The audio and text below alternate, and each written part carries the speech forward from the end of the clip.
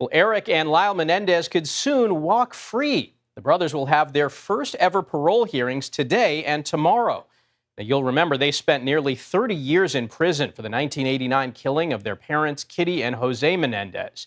Defense attorneys argued the brothers acted out of self-defense after years of alleged sexual abuse by their father. In May, a judge resentenced Eric and Lyle to 50 years to life, making them immediately eligible for parole. For more on this, we're joined by Joanna Nieves. She's a criminal defense attorney and the founding attorney of the Nieves Law Firm.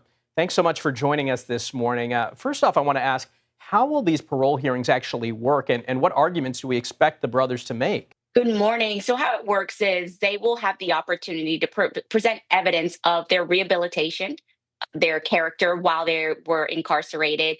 They're likely going to address their parole reentry plans. So if they are released, what are their plans? Do they have a support system? Is their family in their corner? What are their community ties? And do they have a place to go?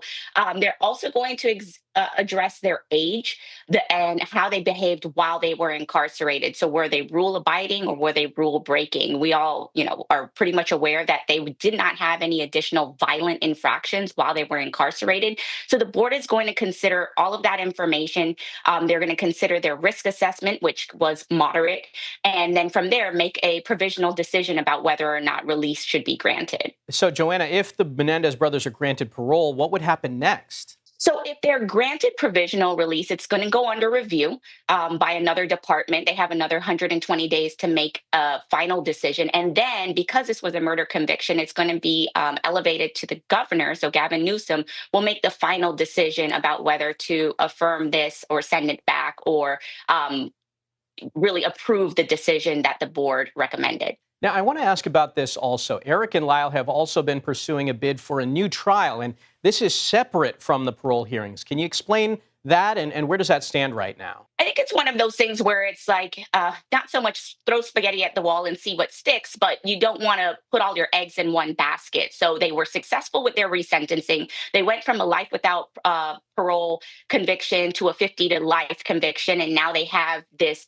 opportunity to be released. But if they're denied parole, this can be set out for 3, 5, 10, 15 years before they're up for parole again. So in the meantime, they want to pursue other avenues of relief that might be available to them and base that on new evidence that may have been obtained that give them the ability to seek a new trial.